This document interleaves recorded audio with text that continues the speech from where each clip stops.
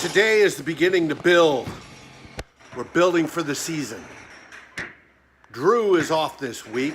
He is working on his in-house studio to hopefully improve the quality of Good Morning Gjallarhorn. But this week, join me as Yinka Ayinde joins us to talk Vikings football. Blow it with Yinka, baby. Bow.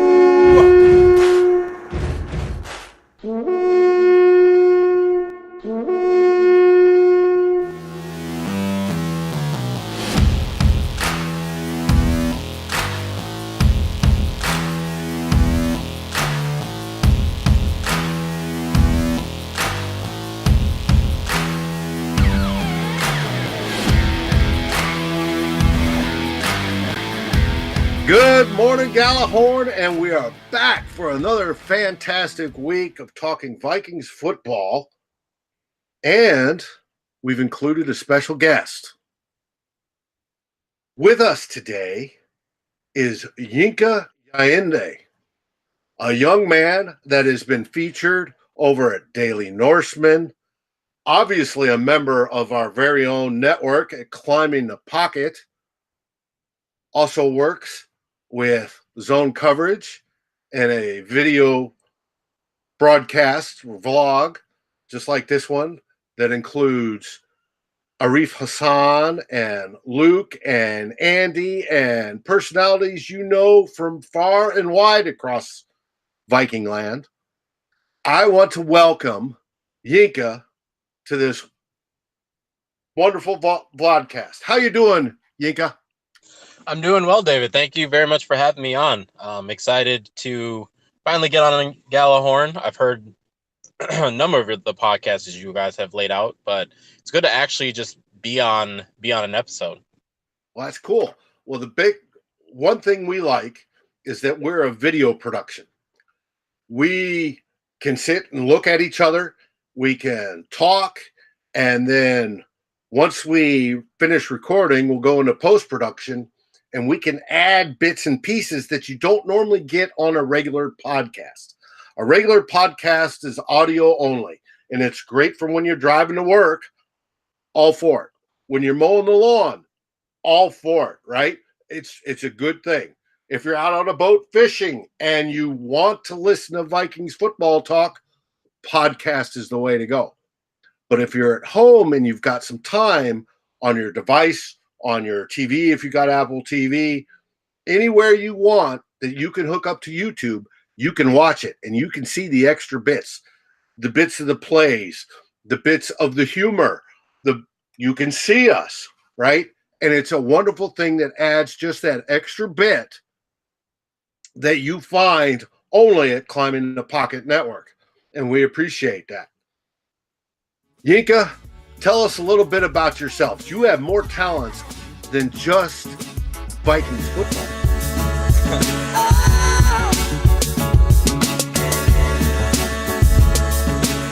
I don't know about all that, but yeah, I try to keep myself pretty well-rounded. I'm a musician. I play the saxophone. That's my primary instrument. Love to play it. And, I try to do as many shows as I can. I played at a wedding a number of weeks ago. I also have a degree in music therapy, so that's where some of my other instruments kind of come from. I can also play piano as well as guitar, and I enjoyed just working with clients when I was in school and being able to use something that I am passionate about and do well, and just use it to work with a number of people. Well, you're pretty good on the computer with music as well.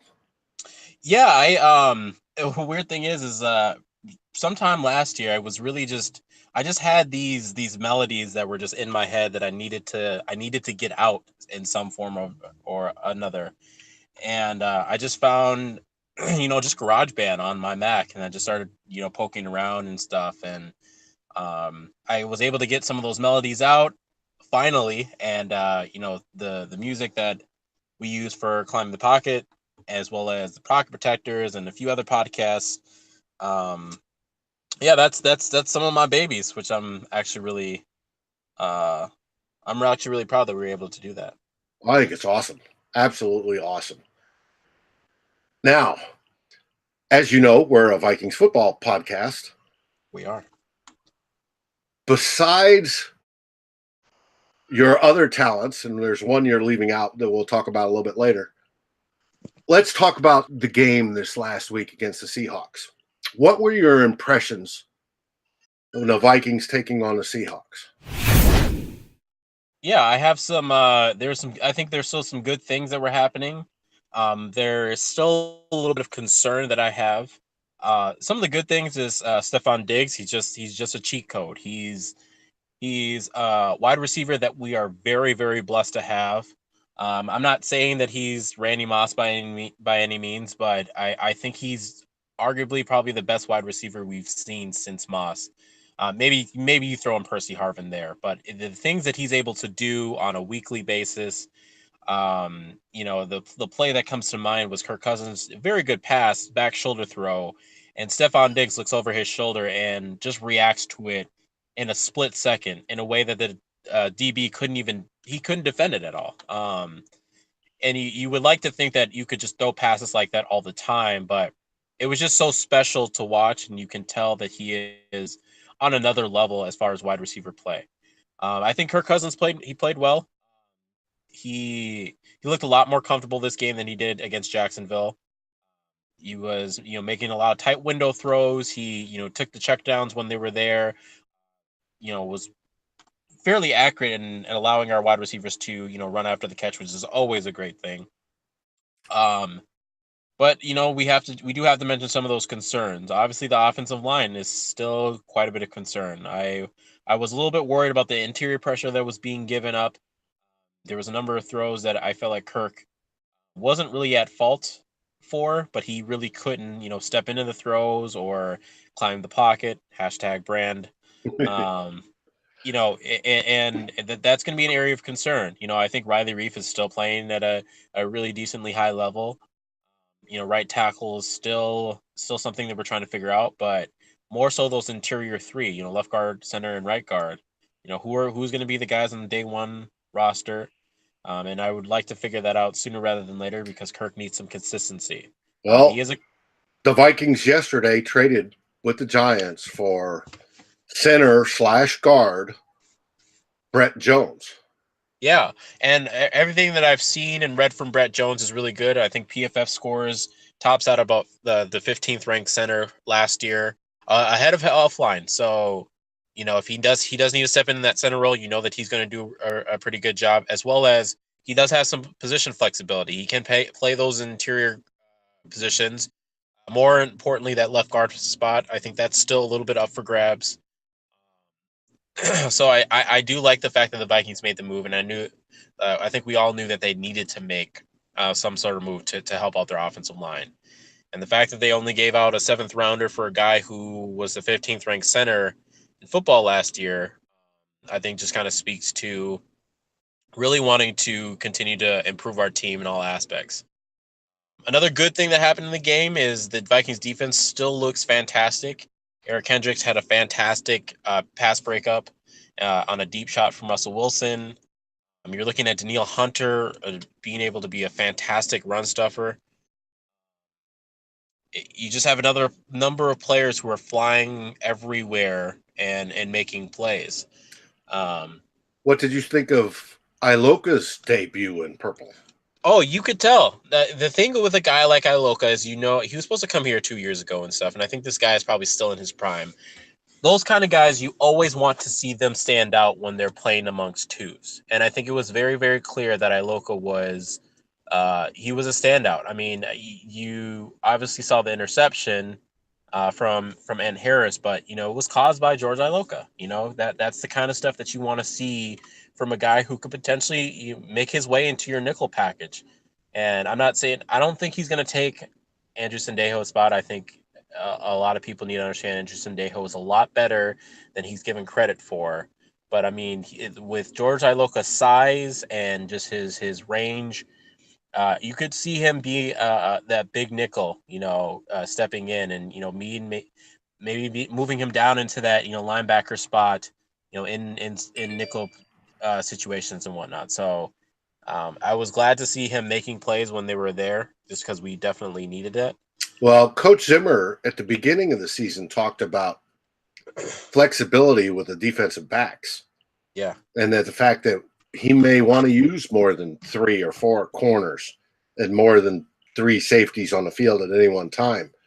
And since we are so blessed with depth and skill at both corner and safety, I look forward to him mixing something up, and Yeah, definitely. and possibly revolutionizing the way defenses are played, Yeah. at the back end.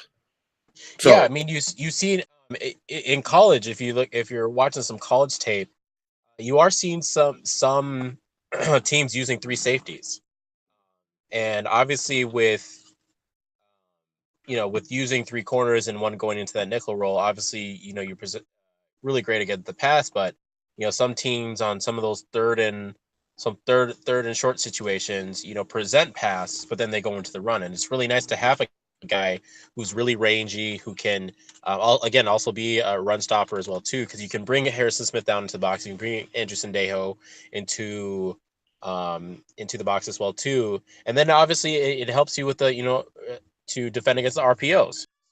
You do have some position flexibility with having 3 safeties on the field, one who can really be a safety and the hybrid linebacker, as well as has some coverage skills and stuff, and then having the ability to move Harrison Smith wherever you want to move him really can open up the playbook, as well as be more creative on that back end. Oh, I agree completely. I think it's going to be fantastic. And speaking of being fantastic, what are you looking at for the 2018 season? As far as record goes? Record and how far the Vikings go.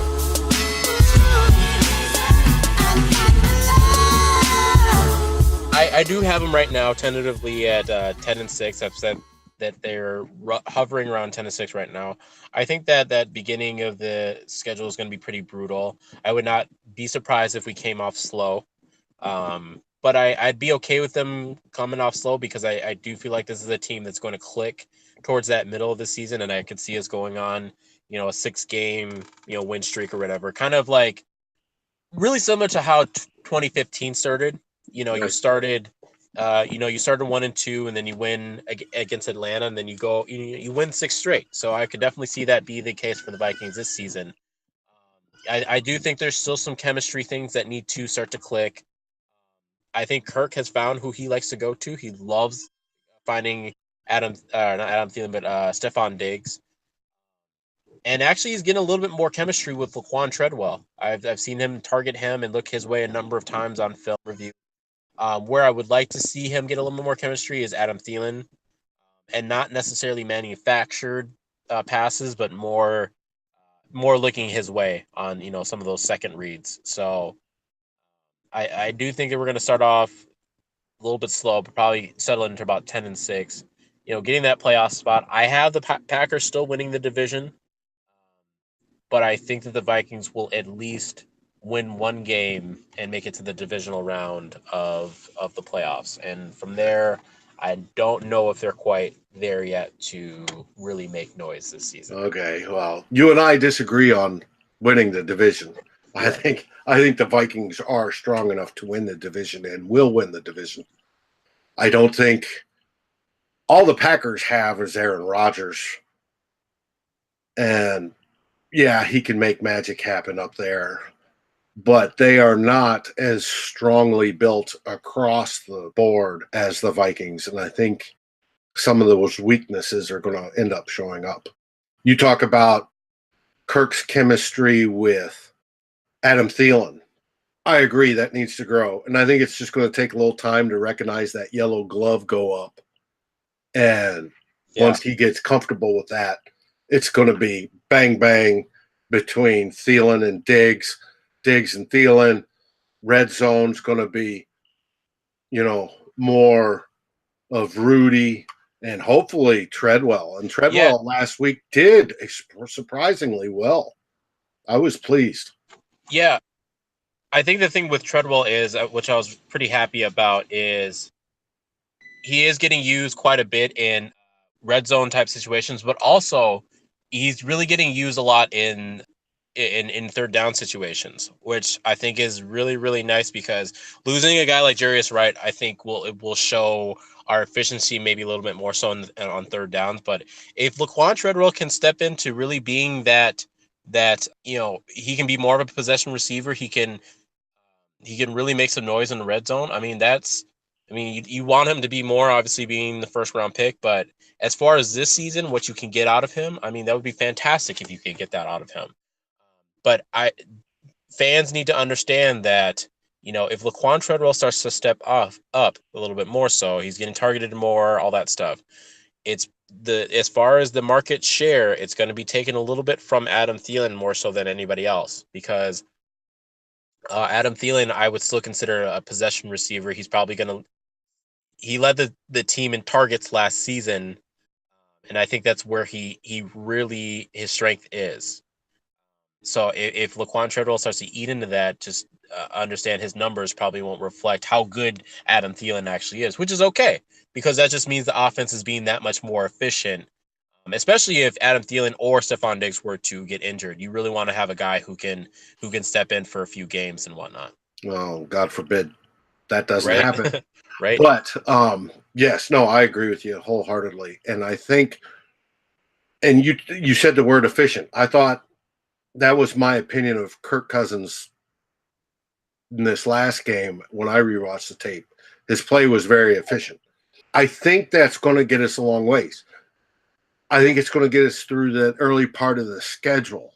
I don't think we're going to be scoring 30, 35 points a game at that point in time. Mm-hmm.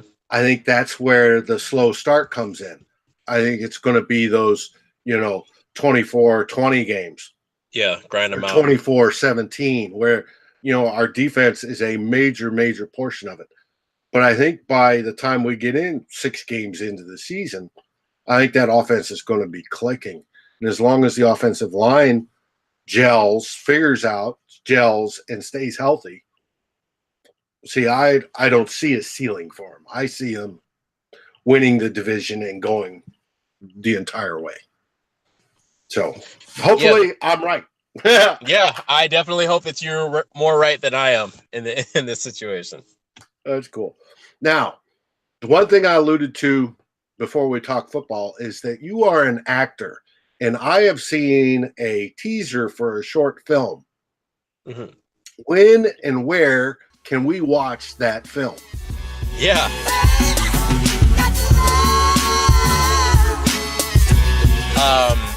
Yeah, it's great that you brought it up. Yes, I am an actor. I call myself a black actor.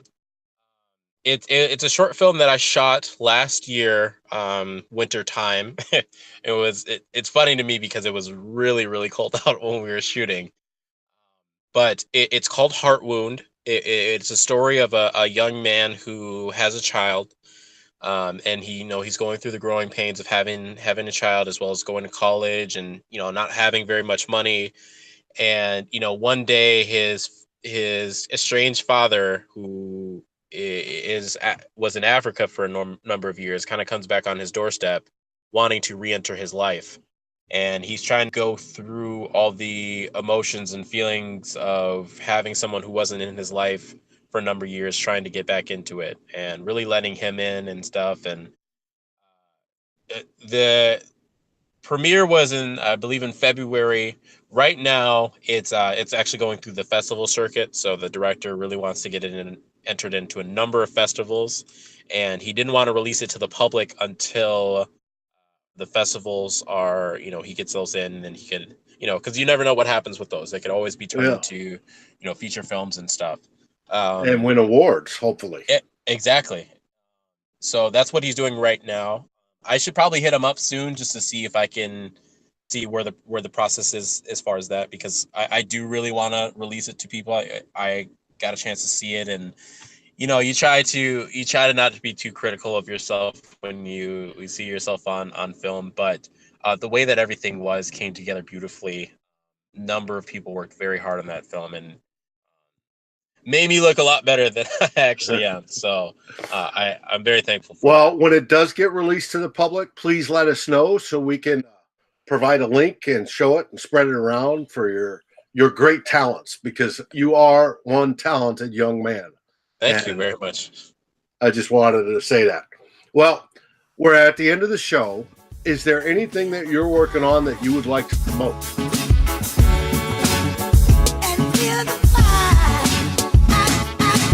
Yeah, I'm working on a few pieces. I got a chance to interview. I mean, he's now injured now, and I feel bad about it. But I had a Ade Aruna feature that I wanted to kind of write about his time just being a Nigerian born player who came from Nigeria, came over by himself. He told me he went through a number of stories. We actually kind of have a family connection that we were able to gloss over. So I'm working on that, as well as I'm also working on this piece that kind of centers around how the league is really treating its backup quarterbacks in that position and stuff. Because as we've heard, the backup quarterbacks is the most popular guy on the team, because everyone wants the backup quarterback. The years of, Ponder, when it's like, put in Joe Webb, and when last year with Case Keenum, put in Teddy Bridgewater. But I'm working on a piece in which I'm going to highlight how the league should start shifting their mentality behind that. And that's what I'm Well, that working on. sounds interesting, because I was just thinking this morning that the love affair of the backup quarterback on this team right now isn't as high as it normally is. No, right now it's the love affair for the number 3 guy. Yeah, definitely. So that's interesting. Well, we always say goodbye to our fans. Is there anything you'd like to say? Yeah, no, I appreciate everyone here at Climbing the Pocket Network. We're doing a lot of great work. I mean, we have Good Morning Gjallarhorn, we have Scoldgers, we have Pocket Protectors, we have the draft board, we have obviously the flagship show Climbing the Pocket. So yeah, we have to thank our fans and whatnot. We have a new sponsorship that we're really trying to roll out here in the next couple of weeks. It's called Thrive Fantasy. It's just another fantasy app that you can use if you don't really like the the standard daily fantasy football stuff or whatnot. Just so fans should just look out for that. Look out for any links and sponsorships as far as that. So we're really excited that they chose to partner up with us. Oh, that's awesome. And we also have some great writers that go along with it. It's not just the podcasts or the video from us, the old timers, me and Drew, and it's also Realistic Randy, and the network is growing. And absolutely. And it appeals to across the board. I think it's fantastic. Yeah, and the football knowledge is beyond compare. Yes, beyond compare. Well, I want to thank you for having you on the show today. I appreciate it. Good luck, and Skol Vikings. Skol Vikes.